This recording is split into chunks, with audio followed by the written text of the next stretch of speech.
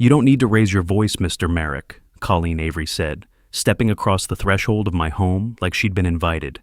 "The HOA has emergency access rights. I'm well within my authority." I stood in front of the hallway, blocking her path to the bathroom door. "My niece is in there. You open that door and I file a report with the timestamped server logs. Then we'll see who has the authority." She blinked, just once, not fear, just the recognition that she might have pushed 1 inch too far. If you've ever wanted to see someone abuse their power, get exactly what they deserve, hit subscribe right now. What happens next is a masterclass in fighting back against HOA overreach. She didn't know I helped design the compliance firmware used by her third-party access vendor. She didn't know that the key fobs issued to HOA officers log every unlock request down to the millisecond, or that I could trace which doors they opened, which accounts authorized them, and whether those actions violated federal statutes. But I knew. And I never forgot to log my own security protocols, especially not when my niece's safety was involved. Colleen didn't respond. She smoothed down her blouse, gave me one final look, and walked off muttering something about non-compliant citations. I didn't move.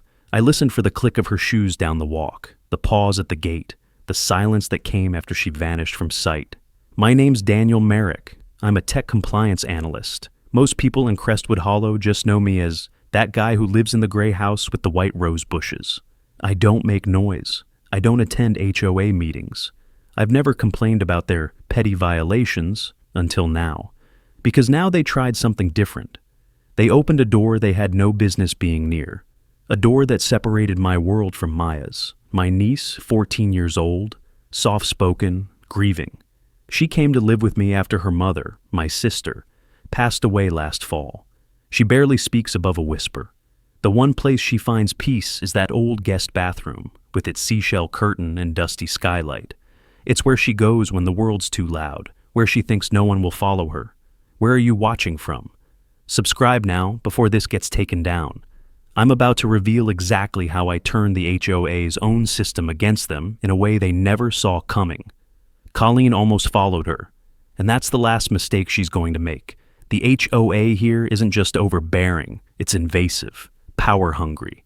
Colleen Avery's been president of the board for 7 years now, and in that time, she's rewritten enforcement practices, installed overlapping compliance zones, and justified surprise inspections with language vague enough to stretch across any door she wants. She hides behind policy, but what she really wants is control. I've let it slide before. When they cited me for repainting the porch without pre-approval, I repainted. When they demanded a new mailbox, I replaced it. I even removed my sister's Flower One chime when they called it visually inconsistent. But this isn't aesthetic. This is a line crossed. That hallway, the one she tried to walk down, there's a mirror at the end of it, old wooden frame. My sister picked it out when she moved in here. Maya stares at that mirror some mornings before school, trying to hold herself together, trying to look like she belongs in a world that took everything from her. That mirror isn't just a mirror, it's the last place she remembers feeling safe. And Colleen almost broke through it, because I want you to imagine standing between a teenage girl and a grown woman holding a master key she was never supposed to use. I want you to ask yourself what you'd do if someone looked at your family like they were part of a checklist, like your home was something they could wander through because of a printed badge and a laminated rulebook. What Colleen doesn't know yet, what she will know soon, is that this isn't just about me, or Maya.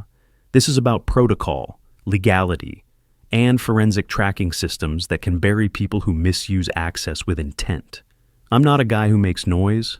I make reports, quiet, time-stamped, and admissible in court.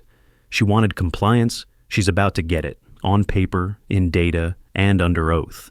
The next morning, I didn't go to work. I went to the Crestwood Hollow Community Clubhouse. Most people only show up for the summer events, barbecues, cornhole tournaments, forced small talk.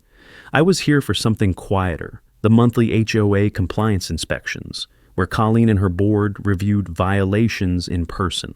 No one ever questioned the citations. Most neighbors just grumbled and fixed whatever they were told.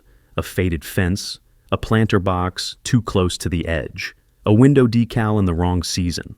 But today, I wasn't just watching. I was documenting. Colleen stood near the front, clipboard in hand, her demeanor polished and impenetrable. She smiled politely as an elderly couple, the Harpers, approached with a written appeal. Their granddaughter had painted a sunflower mural on the back gate, technically not visible from the street, but the HOA had cited them anyway. Colleen barely glanced at the photo. The policy applies to all exterior surfaces regardless of angle. You'll need to paint over it. It's her therapy, Mrs. Harper said gently. She lost her mother last year. This was something that helped her feel normal. Colleen didn't flinch. The rules apply equally. That's how order is preserved. I stared at her hands, tracing the line of her fingers as she marked the violation upheld without hesitation. She didn't see us, not really, not the Harpers, not Maya, not me. To her, we were just risk variables in a spreadsheet. And violations? Just proof of her control.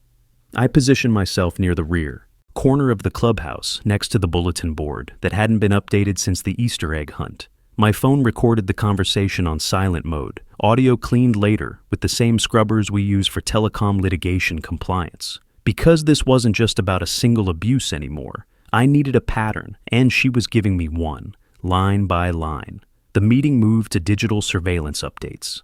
Colleen handed the mic to Kevin, a board member who always looked like he'd rather be playing golf. He gave a quick update about the new smart locks issued to emergency responders and board officers, and how the vendor had recently pushed firmware updates for remote access triggers. That was it, barely 30 seconds. But it was enough. They were still issuing active key fobs, still maintaining real-time remote access, still pretending this was all legal. What Kevin didn't say, because most people wouldn't even know to ask, was whether those logs were encrypted at rest, whether their vendor anonymized incident pings, whether any internal review process was in place to prevent abuse. I knew those answers, and I knew that a system without internal audit trails is an invitation for misuse. My turn was coming, not to speak, to act. Outside, I lingered near the flower bed while a few neighbors trickled out. I made eye contact with Victor Tran, the HOA treasurer, as he stepped out last. We didn't speak, but he looked uneasy. His hand lingered on the railing a moment too long. His eyes followed Colleen as she locked the clubhouse behind her. He knew something. He just wasn't ready to say it yet. Colleen didn't look at me as she passed. She didn't need to. She thought the incident from yesterday was over, that I'd moved on, that I was like everyone else, grumble, comply, forget. But I don't forget. That hallway mirror still lingered in my mind. The one Maya avoided looking into this morning. She'd skipped breakfast, said she wasn't hungry, wouldn't meet my eyes. That wasn't just from grief anymore. That was fear. The kind of fear that rewrites a child's trust in their own space. No more. Colleen thinks she's winning because no one challenges her directly. But I don't need to confront her. Not yet. I just need her to keep doing what she always does, violating policy while pretending she's enforcing it.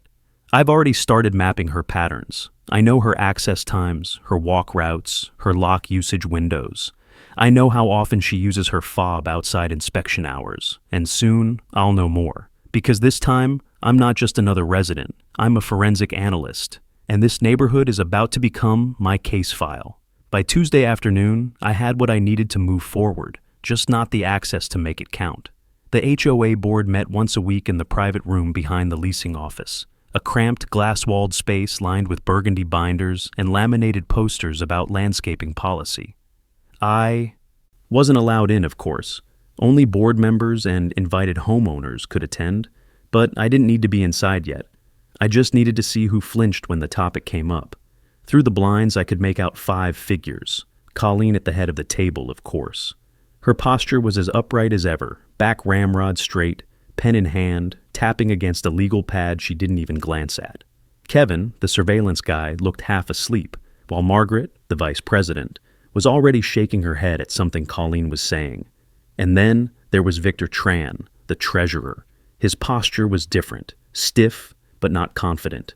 He kept his hands folded, knuckles white. When Colleen spoke, he didn't nod. When Kevin cracked a joke about residents leaving their doors unlocked and then blaming the board, Victor's lips didn't move. He just stared at the table like he was trying to will the wood grain to open and swallow him whole. That's when I knew. I didn't need him to speak yet. I just needed confirmation that his silence had weight, and it did. From the hall, I couldn't hear everything, but snippets came through when the janitor's closet door clicked open down the corridor. I moved closer casually, clipboard in hand like I belonged there. "He's threatening to escalate. Said he'd review access logs," Margaret said, just loud enough to catch. "Let him," Colleen snapped. "He doesn't have standing, and he won't find anything, unless someone gave him something he shouldn't have." Victor shifted in his seat, a small, nervous adjustment, one foot curling under the chair. Margaret leaned forward. "Still, if Merrick pushes this, and the girl files something..." Colleen waved her off. "The girl didn't even see me. No harm, no foul. He's bluffing." Victor rubbed the back of his neck slowly. His head stayed down. When the meeting adjourned, I stepped back around the corner, timing my moment. The board filed out slowly. Colleen didn't see me. She was already on a call, voice clipped and performative. But Victor did. We made eye contact in the hallway. Brief, just a flicker. I nodded once. He didn't nod back, but he didn't look away either. He passed me, mumbling something about numbers not matching on the irrigation budget. But his eyes said something else. Hesitation. Conflict. Maybe even guilt. I waited until the rest had cleared before I slipped into the boardroom. I didn't need to touch anything. I just looked at the screen left on, the projection still glowing faintly across the far wall. A spreadsheet, names, dates, one column labeled Access Override, Tier 3, with 4 entries blacked out. Black bars don't hide anything from someone like me. They just tell me where to start digging. I took nothing, touched nothing, just recorded the reflection of the screen on my phone through the glass door, knowing the timestamp would link to the exact meeting. Later, that night, I replayed Victor's face in my mind, the weight in his eyes, the way his hands kept fidgeting beneath the table. He wasn't like Colleen. He didn't radiate power. He looked like a man who'd signed something a year ago and regretted every word of it since. I didn't blame him, yet. People get pulled into things slowly. A favor here, a signature there. By the time they realize what they've enabled, it's already got their name on the bottom line. But Victor was going to have to make a choice, soon. And when he did, I'd be ready. Because I was already building the timeline, the digital fingerprint, the subtle anomalies and access logs that only someone with my clearance would catch. And when I made my move, I'd need one thing no digital proof could replace: a human voice on the inside. Victor wasn't ready to speak yet, but he would be. Ever seen someone sit in silence while the wrong thing happens right in front of them? What would you do if it were your board, your street, your niece behind that door? Let me know where you're watching from, because the silence is breaking soon. Wednesday morning, I stepped into the server room at work and closed the reinforced door behind me. The hum of machines, the cool bite of recycled air, the subtle vibration beneath my feet. I felt more at home here than anywhere else in the world, except maybe that hallway outside Maya's bathroom. I logged into a sandbox system we used for training simulations. It wasn't connected to any company assets, but it had enough power to process the packet logs I'd mirrored from the HOA's firmware stack. I'd only pulled metadata, nothing protected, nothing sensitive, but I knew how to find meaning in margins. At 9:17 a.m., my phone buzzed. Unknown number, voicemail. I tapped it open. "Mr. Merrick, this is Catherine Bell with the HOA's Legal Affairs Liaison. We've received concerns about your behavior during recent inspections and a possible breach of board privacy. Please consider this a formal warning. Any unauthorized recordings or public accusations may be grounds for civil liability." I leaned back and stared at the ceiling tiles, letting the words settle. Civil liability. They were bluffing, but it told me something. Colleen knew I was moving, and she was trying to scare me into stopping. I played it again, this time listening to the clipped, rehearsed cadence. She wasn't worried I was wrong. She was worried I'd prove I was right, which meant I was getting close. I opened the file I'd compiled the night before. HOA_CCE_SSMIRROR_7DAYS.zip. Inside were packet identifiers for every board-issued key fob, matched with device handshakes. Normally, these logs are benign. Door opens, system pings back, done. But I'd written protocols before. I knew what anomalies looked like, and there they were. One entry at 5:26 p.m. Tuesday. my property. The access handshake logged by Colleen's fob. No override command, no emergency. Flag, no compliance tag. Just a manual unlock, which made it illegal. I cross-referenced the time with my home system's internal motion sensor, something she couldn't have known I'd added after Maya moved in. The hallway camera didn't record, out of respect for privacy. But the sensor saw the door open. She hadn't even knocked. And the system had recorded it all. I started building a timeline in a secure markdown file. Time, location, access key. No opinions, no adjectives, just data. One entry became 2, then 6. Colleen had accessed 7 homes in the last 2 weeks without triggering emergency flags, 4 of them at night. She wasn't inspecting, she was probing, looking for weaknesses, for control. By lunch, I had the backbone of a forensic access report. By 2 p.m., I'd encrypted the entire package and backed it up to a private drive under lockout protocol. By 3 p.m., Kevin from the HOA Surveillance Committee sent out a notice to residents. Reminder: all external compliance cameras are property of the HOA. Disabling or interfering with board-issued devices is grounds for fine or escalation. And that told me they weren't just worried. They were preparing to bury the evidence. But I already had it. I walked past my supervisor's office without a word and out into the sunlight. My car felt too hot, too bright. The world outside servers always did. But I didn't go home. Instead, I drove to the edge of Crestwood Hollow. The park across from the neighborhood's south gate was empty, save for a few squirrels and an old woman feeding pigeons. I sat on the bench and called Maya's school. Checked in like I always did. No absences, no incidents. Good. She was still safe, for now. But my gut told me Colleen wasn't finished. The voicemail meant she felt cornered, and cornered people lash out, especially when they're used to winning. That meant I had to move fast. Not just record, not just build a file, but close the trap. Legally, precisely. Which meant I needed Victor. I didn't need a whistleblower. I needed a witness with board-level access. Someone who could confirm misuse of emergency authority from the inside. And if he didn't come forward soon, I'd find another way in. Because the deeper I dug, the more this stopped being a compliance issue and started looking like something criminal. I didn't expect to find a paper trail, not from Colleen. She struck me as the type who didn't leave fingerprints, just bruises you couldn't prove. But control leaves patterns, even when the hands behind it think they're invisible. Friday morning, I walked to the HOA's shared mailbox cluster like I had a dozen times before. It was tucked between 2 ornamental palms just off the jogging trail. Quiet, out of sight. I didn't even need to open my own box. I just waited. Colleen arrived at 8:02 a.m., like she always did after sending a compliance digest the night before. She wore that same navy windbreaker with the HOA crest embroidered above the breast pocket, a walking badge of impunity. She didn't see me at first. She pulled out a thick envelope from the board's box, skimmed its contents, and, after a quick glance around, tossed something in the recycle bin beside the bench. I stayed where I was until she disappeared around the hedge, headed toward the walking trail like nothing happened. I waited another 2 minutes, then approached the bin. On top, old flyers, a pizza menu, a torn notice about irrigation repairs. And beneath it, face down, a 2-page document with a header I recognized immediately. Key fob activity summary, HOA executive tier, unverified draft. It wasn't official. That was the first thing I noticed. The formatting was off, the footer incomplete. Probably an early export from the vendor portal, never meant to circulate. But someone had printed it, and Colleen had thrown it away. The data looked familiar, too familiar. I pulled out my phone, compared the timestamps to the log I'd built back in the server room. Match, match, match. There it was. The 5:26 p.m. unlock on my front door.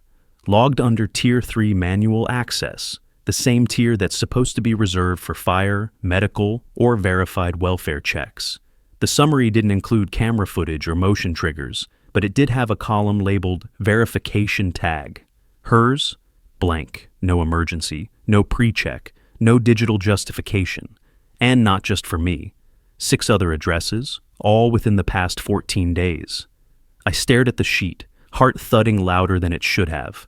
My hands didn't shake. My hands never shook, but I felt the air thin around me. This wasn't speculation anymore. This was proof. I snapped clean photos of every page, made sure the angles included the scuff marks and recycling bin lid, context for chain of custody. Then I slid the document back exactly where I found it, unmoved, untouched. It wasn't mine, not yet. But it didn't need to be. I walked home the long way, looping through the east path and crossing behind the tennis courts. Every neighbor I passed gave the same polite nods they always did. They had no idea what the board was doing behind closed doors, or inside their locked ones. That's what scared me most. Colleen wasn't just asserting power, she was refining it. Quiet invasions, silent entries, no visible damage, no alarms triggered, just access, just presence. And if I hadn't caught her trying to open that bathroom door, how many more would she have tried? Back at my house, Maya was curled up on the couch, headphones on, sketch pad balanced on her knees.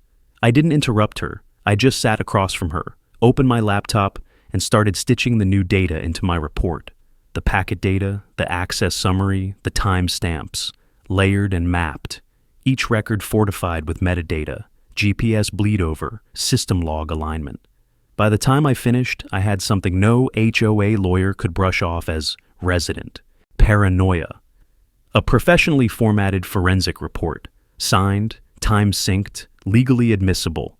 Still, it wasn't enough, because if I presented this now, Colleen would bury it in red tape, spin it as a data error, maybe even accuse me of tampering.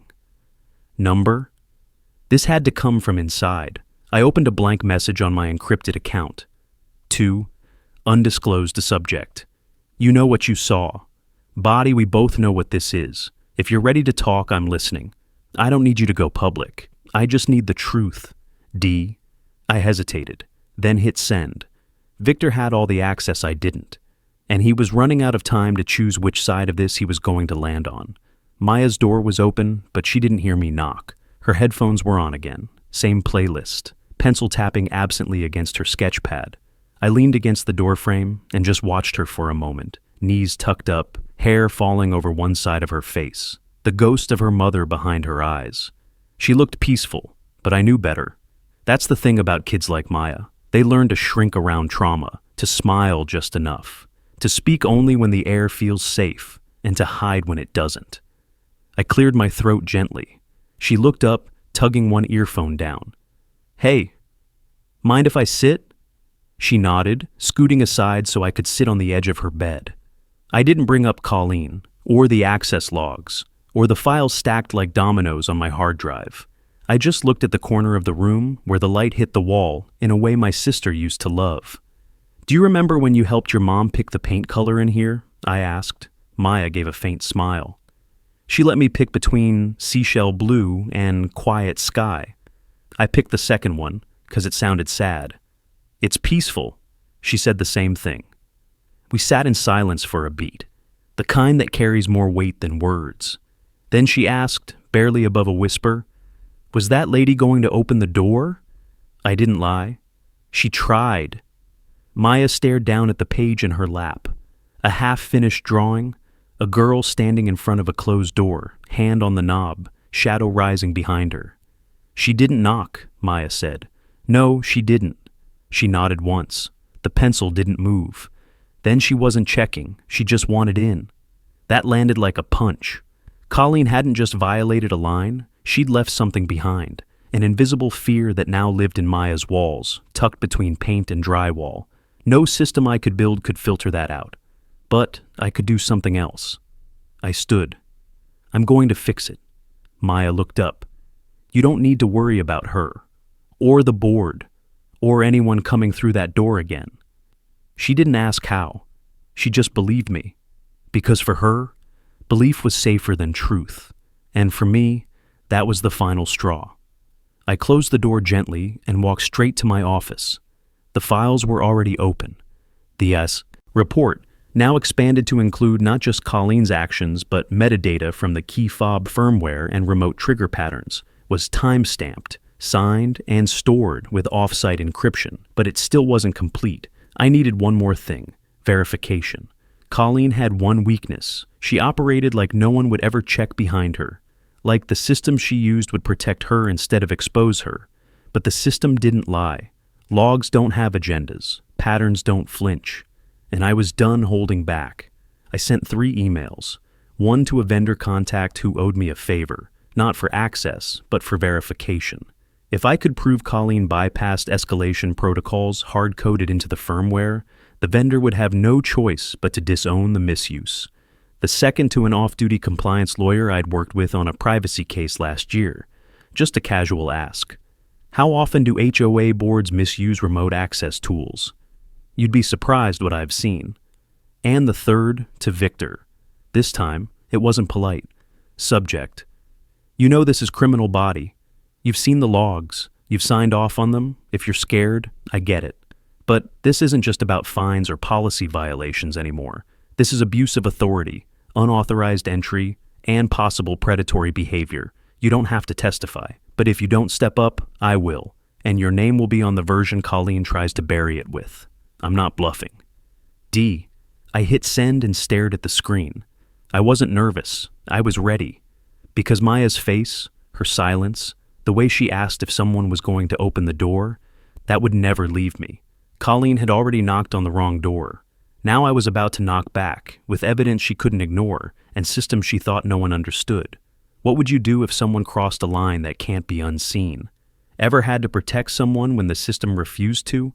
Tell me where you're watching from, because the quiet ones don't stay quiet forever. Victor didn't reply to the email, not that day, not the next. But on Sunday morning, while I was raking leaves into slow, distracted piles, a text came in. Back patio, 10 minutes, no phones. I stared at the screen, heart still, breath quiet. It wasn't a confession, not yet, but it was movement. Victor Tran lived 3 streets over in a 2-bedroom rancher with an immaculately edged lawn and patio furniture that hadn't faded a shade. The kind of house that whispered obedience. But tonight, his lights were off in the front. Only the faintest glow came from the rear. I left my phone in the glove box. No wire, no recording. Just my memory and my silence. The gate creaked once when I pushed it open. Victor sat at the patio table, nursing something brown in a glass. His tie was undone, the sleeves rolled to his elbows. A man who looked like he hadn't slept properly in a month. You came, he said without looking up. You invited me.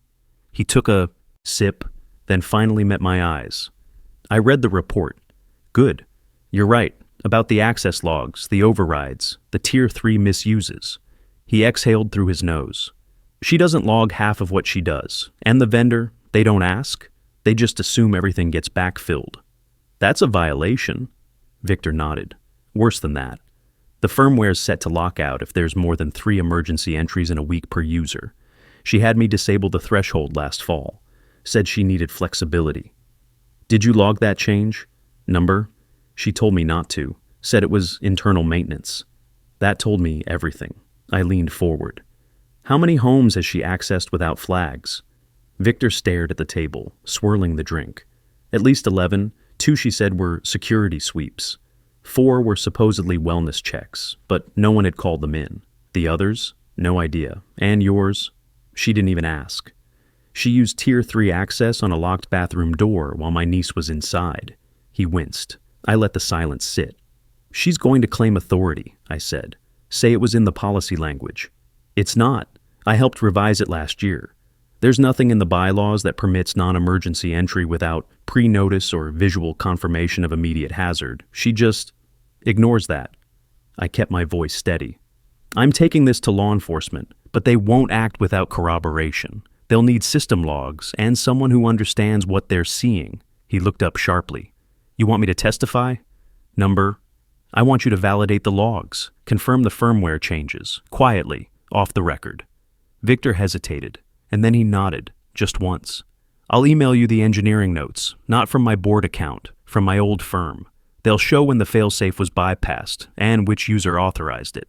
That's enough. We sat in the dark for a moment longer. 2 men who weren't supposed to be doing this, but both of us knew why it had to be done.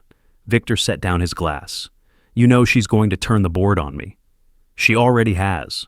He gave a dry laugh. Good. Saves time. I stood.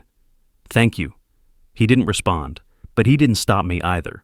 Back in the car, I opened my glove box and retrieved my phone. No new messages, But I already knew what was coming. This wasn't just about Colleen anymore. It was about a board that looked the other way, a vendor that didn't check, and a system designed to favor the enforcer over the resident. But now I had Victor. The logs weren't just numbers anymore. They had a voice behind them, a witness who'd touched the controls and watched them be misused. I drove straight home, booted the secured drive, and began integrating his validation points into the final report. This time, when I pressed save, I didn't feel anger. I felt closure closing in. The next morning, I met Lauren at our old spot, Java North, a quiet corner cafe on the edge of the tech district, where we used to troubleshoot broken access protocols over cold brew and sarcasm. She hadn't changed, still wore her hoodie like armor, still scribbled code logic in the margins of receipts, still smelled faintly of solder and peppermint. "You look like you haven't slept in a week," she said as I sat across from her. "I haven't," she raised a brow. "So, who'd you piss off?" I slid a thumb drive across the table. "I need you to review the signature hashes on the override sequence. Cross-check them against firmware, build 5.2.1, and vendor patch 6. Lauren blinked, then smiled. "You're using my validation script. You wrote a good one. Don't flatter me yet." She plugged it into her tablet and got to work without another word. This is why I came to her. Lauren wasn't just a friend. She was the one who built the fallback verification suite for one of the top security vendors in the region. She'd seen systems exploited in ways that never made headlines. Silent, strategic invasions masked by policy language and poor enforcement. Exactly what Colleen had done. 10 minutes in, she leaned back frowning. "The system flags are modified. This override command, see here? It doesn't go through normal escalation. It's a hard unlock. No emergency ping, no audit trail, unless the vendor toggled secondary capture." "Which they didn't." Lauren shook her head. "Nope, they left it wide open." "Can you extract the command trail?" "I can isolate it, but the golden ticket is here." She pointed at a line of metadata at the bottom of the screen. "This segment is Colleen's fob ID. You see it initiated the unlock at your address. And the log didn't throw any exceptions." "Exactly, because the compliance threshold was disabled, manually." I felt the breath leave my lungs like a quiet exhale of permission. This was it. Proof that she bypassed the safeguards. I wasn't just relying on logs now. I had an expert third-party verification. One I could back up with code signatures, firmware architecture, and vendor silence. "Do me a favor," I said. "Compile the verification chain and encrypt it. Lock it under 2-factor, then give me the local copy and burn the rest." Lauren grinned. "This HOA of yours must have really screwed up." She opened the door on a bathroom while my niece was inside. Her smile dropped. "Get her," she said. I left with the drive in my pocket and a silent promise humming in my blood. That night, I set up my workspace like a war room. Left monitor, access logs. Center monitor, Lauren's signature hash validation. Right monitor, my full report. Now 78 pages long, detailing time of entry, access sequence anomalies, system failures, and misuse of emergency protocols. Each entry was anchored by metadata, geolocation confirmation, firmware behavior, and policy contradiction. I added Victor's internal email excerpts, clean, simple, factual, showing the lockout bypass and his unease about it. No speculation, no rage, just forensic truth. I didn't just want to expose Colleen, I wanted her buried in the very system she thought would protect her. She built her shield on ignorance, assuming no one in the neighborhood would understand how her tech worked or how to untangle the signals it sent. But I did, and now so did Lauren. The next step wasn't revenge, it was procedure. I scheduled a digital notarization of the report, logged each exhibit in order, exported 3 versions, one for the HOA vendor, one for law enforcement, and one sealed for the board itself. This wasn't a neighborhood squabble anymore. It was about access abuse, digital intrusion, and criminal negligence. I sent Victor a simple message. Finalized. You'll be blind copied when it drops. His reply came 5 minutes later. Understood. I'll be ready. I turned off the monitors and sat back. Colleen had her master key, but I had something better. I had the blueprint of every lock she broke, and the evidence to prove she never had the right. I booked the quiet room at Halcyon Workspace just after dawn. It was the kind of place no one from Crestwood Hollow would ever think to look. Industrial beams, secondhand coffee smell, slow jazz humming through Bluetooth speakers. Here, nobody asked why I needed 3 monitors and an encrypted connection. Here, I could work without interruption. By 7 a.m., I had all 3 versions of the report clean, signed, and locked under ESHA 256 hash validation. No edits possible, no deniability. Each copy was stored with unique identifiers. The version for law enforcement contained Victor's digital testimony, Lauren's technical validation chain, and 3 anonymized screenshots of Colleen's override commands. The HOA board version omitted Victor's name but retained the logs. And the vendor version was lean. No narrative, just raw data and signature conflict timestamps. I didn't just want to corner Colleen. I wanted to remove every exit route she thought she had. At 7:32, I uploaded a backup to my legal drive, not in the cloud, physically transferred via isolated laptop, then stored offline. 2 USB copies in shielded drives, 1 in my home safe, 1 in my glove box. By 8:15, Victor sent confirmation. Got the blind copy, clean. If she tries to spin it, I'll confirm chain of custody, no more silence. I sent back a single line. Let's finish this. Then I messaged Lauren. Thanks for the hash, logs are submitted. Her reply came fast. Bet. Let me know if you need a nerd to explain it to the cops. I smiled, briefly. Just enough to remember I wasn't doing this alone anymore. At 9 a.m., I contacted Detective Leah Price, a name given to me by the lawyer Lauren had recommended earlier. A calm, pragmatic officer with a history of handling quiet digital abuse cases. I didn't over-explain. I sent the sanitized brief. No accusations, just request for review of potentially unauthorized residential access under false emergency pretenses. I gave her my number and waited. Then I turned to the hardest task of the day.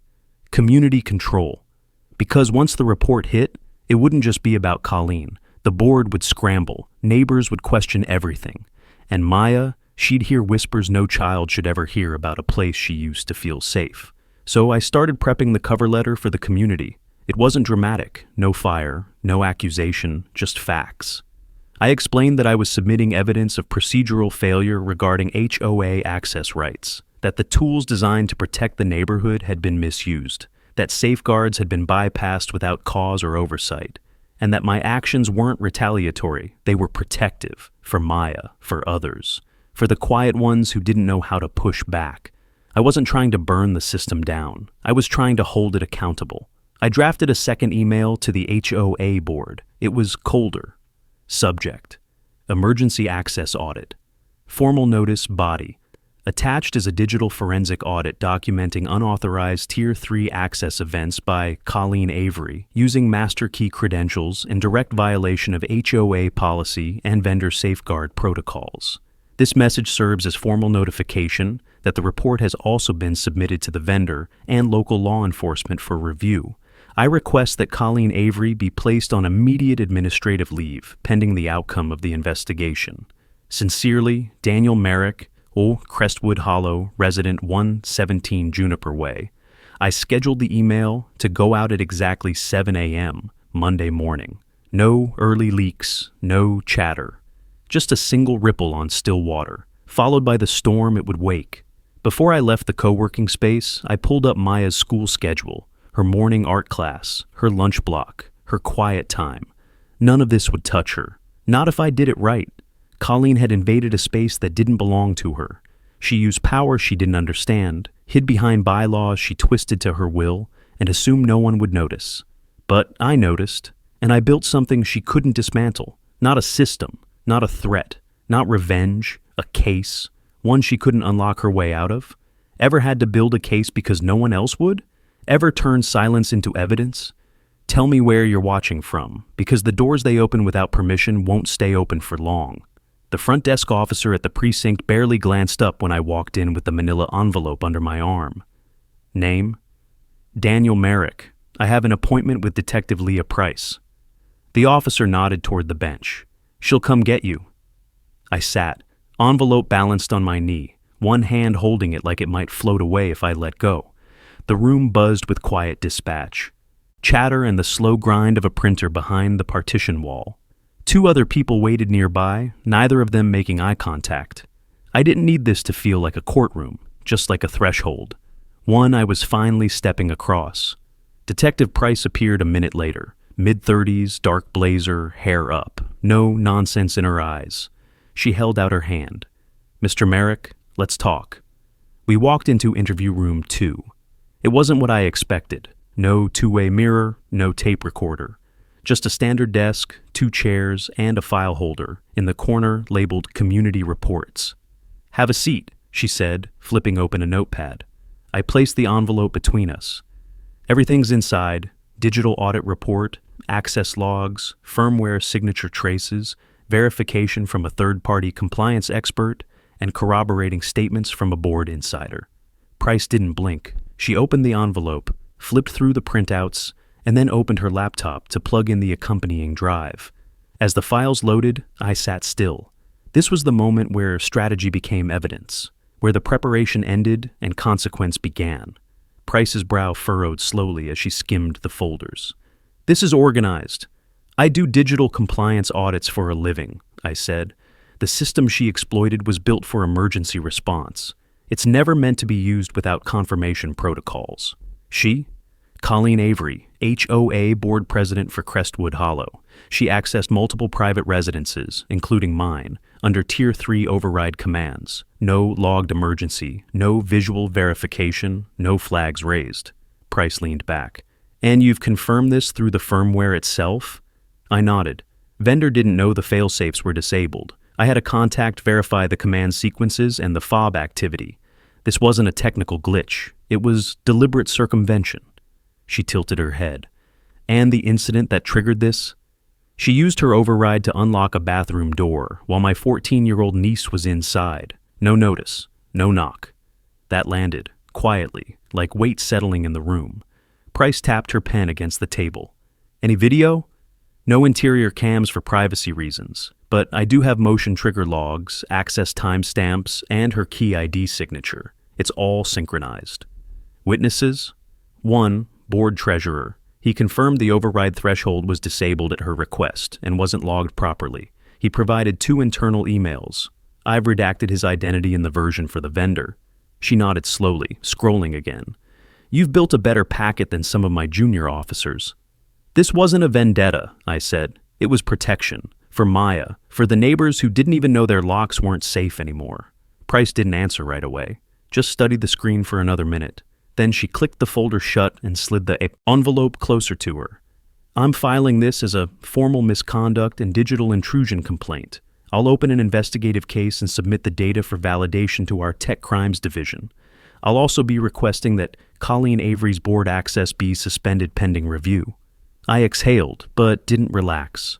"There's one more thing," I added. "At 7 this morning, the full report was emailed to the board, the vendor, and a sealed copy to myself. If anything happens to it, I have backups. And if anything happens to Victor Tran, he's the board insider, I'll testify under oath." Price gave the faintest nod. "Understood. We'll be in touch." As I stood to leave, she stopped me with one final line. "Merrick, you did the right thing." Outside, the sunlight looked different. Not warmer, not safer, just cleaner. Like something had been rinsed off the air. I pulled out my phone, checked Maya's schedule again. Second period. Life drawing. She wouldn't know what just happened for hours. But when she did, I wanted her to know one thing. Nobody opens her door without consequences. The community recreation hall was packed. Not with holiday lights or tables of potato salad. This wasn't one of Crestwood Hollow's usual HOA-sponsored resident morale events. This was a special board meeting called less than 48 hours after my report hit inboxes. Colleen tried to keep the agenda vague. Resident concern, unauthorized technology usage review. But everyone knew what it was. The air was too still. People weren't chatting or shuffling their papers. They were watching the front of the room, where Colleen stood flanked by Margaret and Kevin. Victor sat off to the side, arms crossed, eyes cast down. No clipboard, no smile. I stood near the front row, just behind the designated speaker's podium. I wasn't wearing anything special, dark jeans, button-up shirt, plain watch. But my laptop was in my hand, and every file on it was time-stamped, hashed, and ready. Colleen opened with practiced calm. "We've received concerns from a resident regarding access protocol. Let me assure everyone, we take digital security very seriously, and will be reviewing all procedures internally with our compliance vendor." I stepped forward. "I've already reviewed them," I said. The room turned. Colleen looked up like she hadn't expected me to speak, despite the email I'd sent her directly. "This isn't about procedures," I said. "It's about actions. Yours." "Mr. Merrick," she said tightly, "this is not the time for—" "You used your override access 7 times in the last 2 weeks," I said. "Without emergencies, without notice, and without authorization from the vendor's escalation framework." A few murmurs stirred from the chairs. Some heads turned toward Victor. "3 of those entries happened after dark. 1 was into my home. You unlocked my front door and walked toward the bathroom while my niece was inside. 14 years old." Gasps now. Audible ones. Colleen's mouth opened, but I kept going. "I work in digital compliance," I said. "I've submitted a full forensic audit of your override log usage to law enforcement and the vendor. The firmware shows your fob ID initiating Tier 3 unlocks without triggering emergency flag protocols. That alone violates both HOA policy and state-level digital intrusion law." Margaret whispered something to Kevin. His expression dropped. I turned to the crowd. "Anyone here ever wonder how she gets into your backyard without notice? Or why your cameras don't flag her entries as alerts? It's because she had the system threshold disabled last fall. A board-level override, signed off internally without proper documentation." "That's hearsay," Colleen snapped. Victor stood. "No, it isn't." The room went still. Victor's voice wasn't loud, but it cut through the space like a blade. "I confirmed the override sequence. I have the emails. I didn't speak before because I was afraid of retaliation. But what he's saying is true." Colleen's eyes went wide. "Victor, you're misinformed." "No," he said firmly. "I'm done lying to cover you." A beat of silence. Then someone in the back stood up. Mrs. Harper, from the mural citation. "Is that why our granddaughter's gate got opened? After we asked for privacy?" Colleen said nothing. Another voice. "She came onto our patio and cited us for clutter. We were home. She didn't knock." And another. "My son said he heard someone at the side gate during dinner. We thought he imagined it." "I have timestamps," I said. "You'll find them in your inboxes tonight." Colleen stepped forward. "This meeting is now adjourned." "No, it isn't," Margaret said. For the first time, her voice wasn't deferential. "Colleen, please step outside." Colleen didn't move. 2 minutes later, Detective Leah Price entered through the side door. Her badge wasn't on display, but her presence said everything. "Ms. Avery," she said calmly, "I'd like to speak with you about your access activity." Colleen's mouth tightened. She looked around the room, but no one met her eyes. She left the hall in silence. Victor took a slow breath and looked at me across the aisle. For the first time in weeks, I saw something I hadn't seen from him before. Relief. I closed my laptop, because the locks weren't the only thing that had been open tonight. The truth had too. Colleen didn't fight. Not once the badge came out. She walked stiffly beside Detective Price, eyes forward, like the weight of the room no longer existed. But it did. People whispered as she passed, not gossip, clarity, realization. Residents weren't just afraid anymore, they were awake. I stayed behind in the hall, surrounded by the quiet fallout of something that had gone on far too long. Chairs scraped, softly. Someone picked up the mic Colleen dropped. Margaret was speaking with Victor near the side wall, voices low, heads nodding. No shouting, no chaos. Because justice, when it lands clean, doesn't need volume, just precision. I slipped outside before anyone could corner me. Walked the sidewalk beneath the faded porch lamps until the wind shifted and carried the scent of something warmer. Grass, jasmine, cut pine. It smelled like a place returning to itself. Home. The drive back to Juniper Way was short, familiar, but everything looked sharper. Edges of fences I'd stopped noticing, porch lights blinking in human rhythm, not protocol. I turned in, parked, and just sat there for a minute. Let my hands rest on the wheel. Inside, Maya's sketchbook lay open on the living room table, a half-finished drawing of that seashell curtain in the bathroom. But this time, no shadows behind the door. just light, spilling in through the skylight, catching the edges of her pencil lines like the first sign of safety. She came out of her room when she heard the door. "Is it over?" she asked. I didn't give her the details, didn't need to. Just crouched beside her chair and said, "She won't come near this house again." She nodded slowly, not with dramatic relief, just release.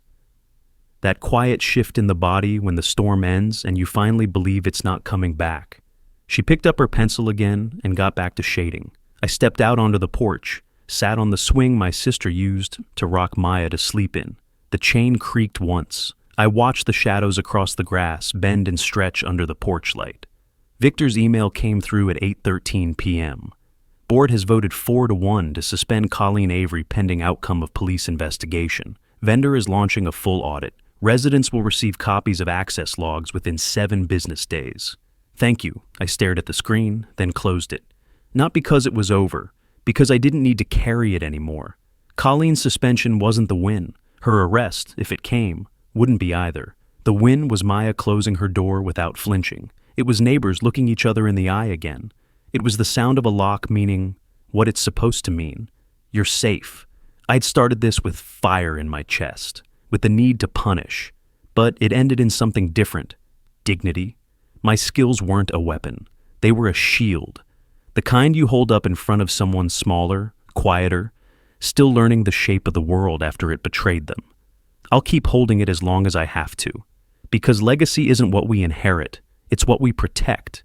We don't all get to choose our battles, but we do get to choose how we end them. If you've ever stood up to an HOA that crossed the line, or had to protect someone from power that went too far, I want to hear it. Share your story below, or just drop where you're watching from. You're not alone.